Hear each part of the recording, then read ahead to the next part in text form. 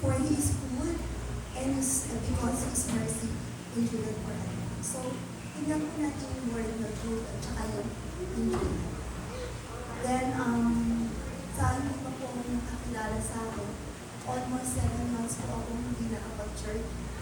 Dahil January po, nung ako yung admit sa hospital, ito almost 2 months na nakapunta po ako na ICU. Kaya 7 months po ako hindi nakapag. Salamat po ako sa Panginoon sa opportunity na binigay na makatayo po sa inyong harapan. I-share po yung testimony ko at i-share po yung blessing na iwan naman sa akin. Simulat ko siya kasi ayoko may ma-miss. So, may ano po.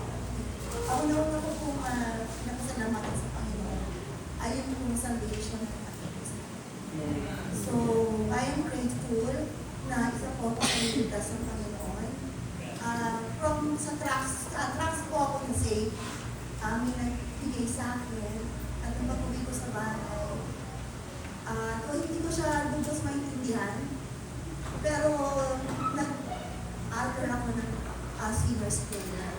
At alam ko na from that tracks, gumawa ko kayo ng Panginoon, nag-lead siya kung paano talaga ano makakarating sa kanya. So, marami pong mga kaibigan na nag-invite sa akin, pero tinataguan ko po sila. May classmate na ng college na hindi na ako i-invite, wala ako na ako, pero hindi naman ako ako. Not until Brother Art ay siya po yung nanasay at from Saudi, sabi niya po sa akin maghanap ko ng church. So, naghanap kami ng church at napunta kami sa Baptist Church. And in my surprise, yung friend ko na nag-invite sa akin, yun po pala ko. Yung classmate ko ng college, doon din po pala. So, sabi po nila, nahuli nila ako. So, salamat sa kanila kasi ang testimony nila, kasama nila sa akin, nasama nila ako sa prayer na makaating sa church. Kung po nalinawan ang salitang kaligtasan at tumanggap po ako sa Panginoon April 13, 1998 at nasave po ako June 9 this year. Then second blessing po ay yung pag-transfer po namin dito sa Manila. So 2023 po, nung bumalik po ako dito ng US, then sinama ko na po yung anak ko. Sila mag-asawa na samahan ako dito sa Mandaluyong. Kasi yung panganay ko ay dito nagtatrabaho. So, instead na magkahiwa-hiwalay po kami, umuwi ako ng ulong po, tapos ano po siya. So, kami po yung nag-adjust, kami po yung nag-stay. At sa blessing na nakahanap na lang kami ng bahay. Though, maliit siya, pero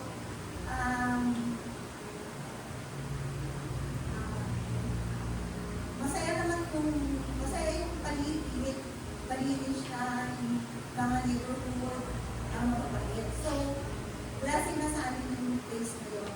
Kung nasa inner circle kami na malapit sa grocery, malapit sa mga bilihan, malapit sa pharmacy, at malapit na sa mental hospital na pinupunta yung Ilanis. Then, after po nung kasettle po namin yung aming home, nag-try po kami mag-pray ng church na ating nakikita. So, nakita po namin ito online. Ang nag-struck po sa akin yung pangalan ng church, OBBC. Na-excite ako kasi galing po ako minakulong po. Ang church po namin ay OBBC. Walang po Bible Bible. So, parang hindi kami na iba. Parang dito rin kami pumunta, OBBC din pumuntahan natin. Tapos sabi namin, sige, tignan natin kung pareho yung sa atin. So, umaten po kami at ang una po namin balak ay mag-observe. Pero after po ng service na anak ko. Tsaka yung we decided na dito na lang.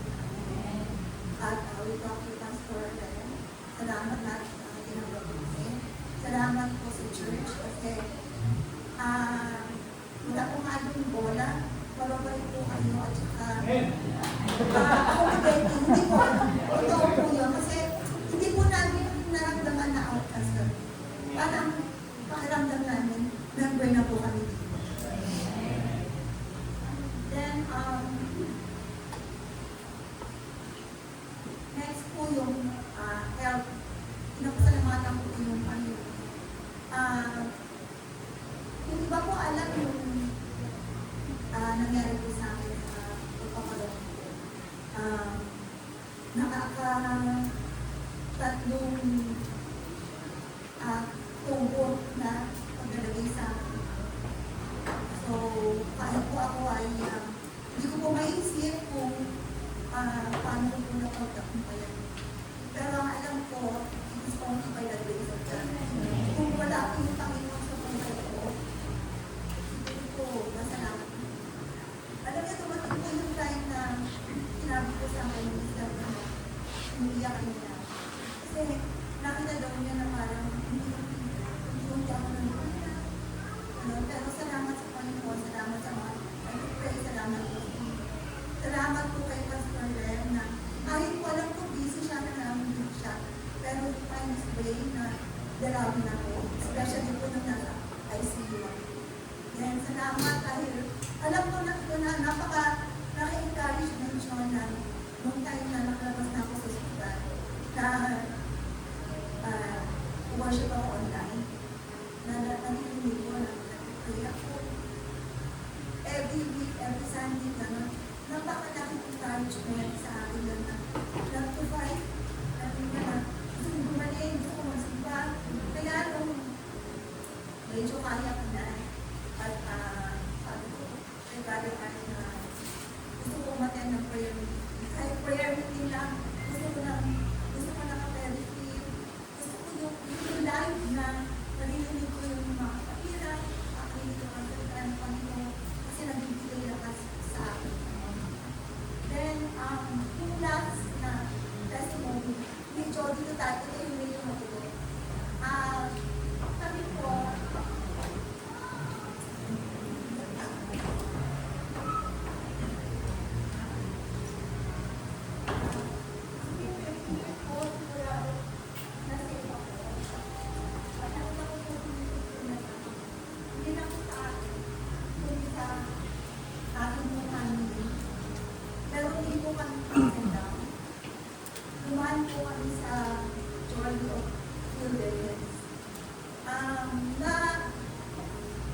na-bless ko ako sa kandaan niya.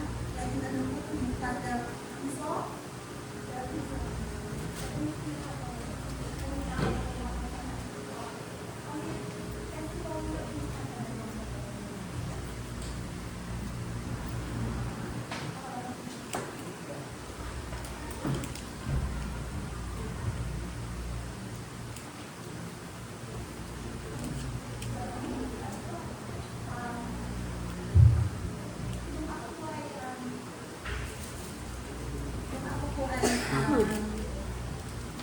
Pumunta ng US. 3 weeks pa lang po na nasa US ako na diagnose ako kung meron akong cancer. Thymus cancer. Hindi ako nakapagsalita, pero sa isip ko, Lord, nagdadialysis na ako eh. Ang reason kaya kami pumunta dito, para magkaroon ako ng treatment, para magkaroon ako ng, ini-aim po namin na maka-avail ako ng transplant sa US. Pero Lord, bigyan mo pa ako ng isang sakit, meron pa akong cancer. So, pareho po kami, Brother Arnan din nakapagsalita.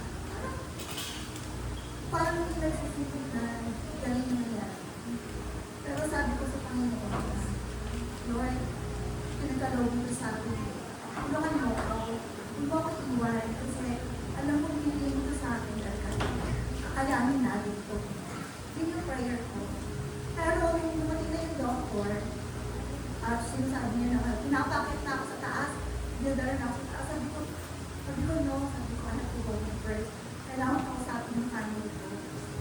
Wala pa akong insurance, wala pa akong SS number, hindi ko pa natatanggap yung green card ko. So, paano? So, wala kang pera, matalamin lang namin. So, sabi ng doktor, ang sabi ng doktor, okay. Sabi niya, magsisendo siya sa akin ang social worker. Sabi niya, no problem, I'll send social worker. Then, tumakit ko yung social worker, interview ko kami. Tapos, after mga ilang minutes, bumaba yung social worker, then sinabi sa akin na nag-grant daw po ako ng 1 month free of treatment. So, masaya na po kami doon kasi sabi ko yung doctor, 1 month na yun, gagawin na namin lahat ng gagawin. Gagawin na namin lahat.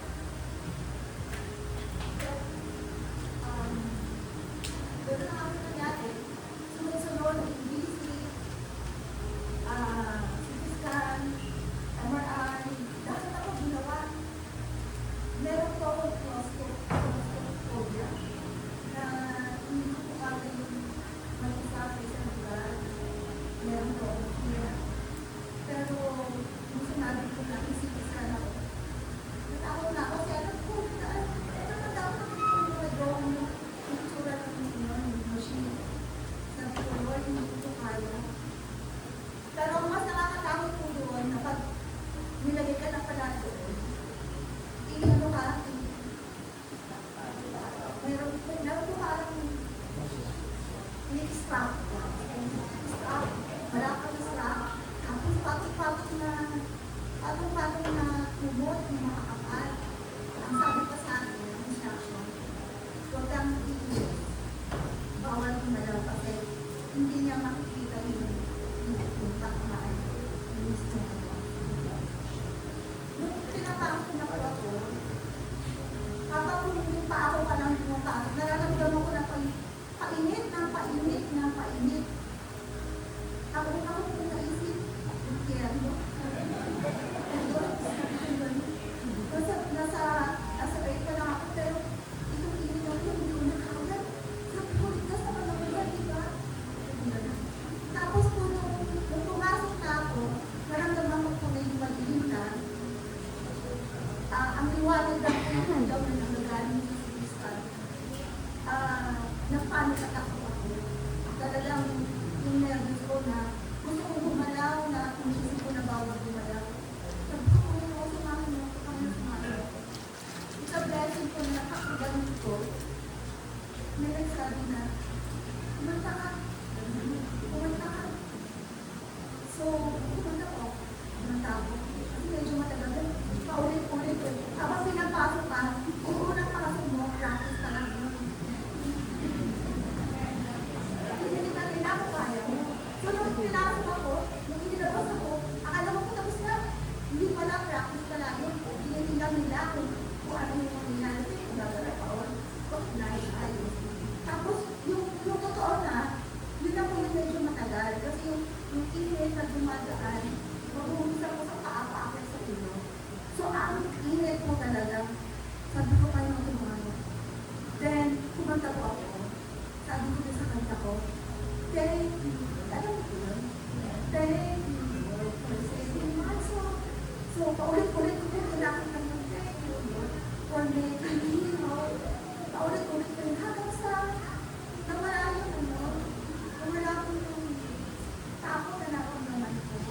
Hanggang sa natakot ko. Then, kinabukasan ko, pinagabi ako sa room ko at MRI naman. So, apat mo rin nakapila na kasi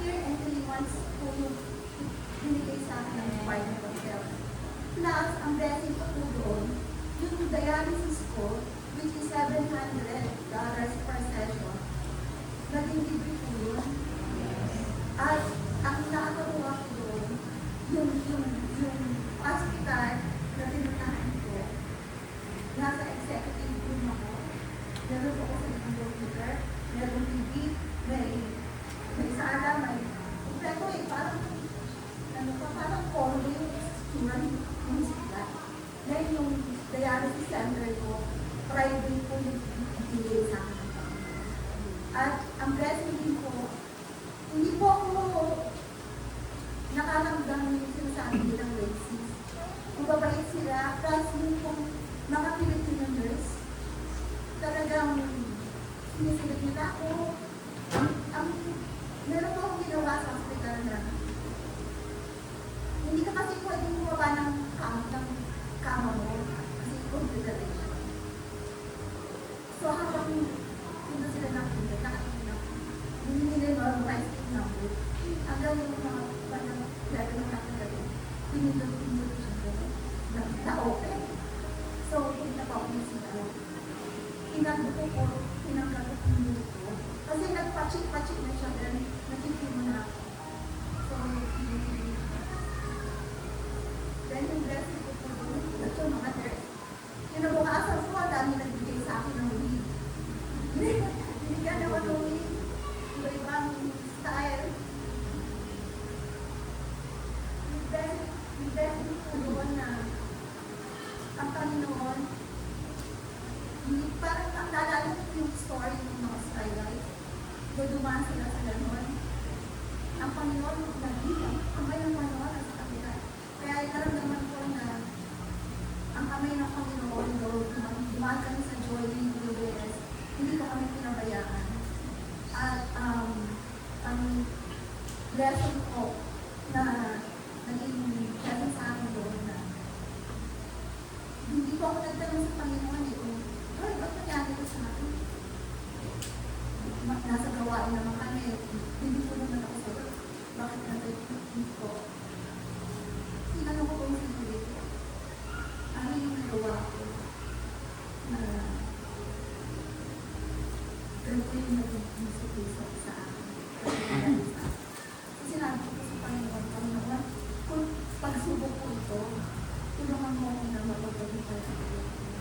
At kung pinapalo po niyo ako dahil sa mga nagawa ko, nagpapasalamat ako dahil tinutuan niyo ako. Pinakalaman ko sa akin, nakalaman ko. So, dati, may mga tao po kasi na tumating sa pagkakataon na may mga tao na nakalakit sa amin, nag-aas ng counseling, mga problema na dumarating sa kanila. They ask God, pero mali po yan. Kasi sabi ko lang ito, my thoughts is not your thoughts on the days of situation. So, may mga trials na binibigay ng Panginoon sa atin. At na-experience ko po, huwag po tayong bibigay sa Panginoon. The more po na maraming pagsubok, the more po tayong maglingkod. Kahit nahihirapan tayo, maraming ways bibigay ang Panginoon na makapaglingkod tayo sa Kanya. At ang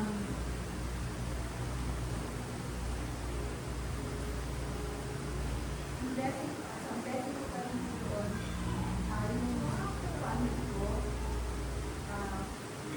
nagpapalala na alam ko na nakita ko po yung support, yung pagmamahal ko, alam ko sa family natin, meron tayo mag-anak, may sakit. Nakita po natin yung dami kong sign. Kasi madaming bagay po yun sa ikalala kasi. Hindi ko po yung iba siya na lumaban.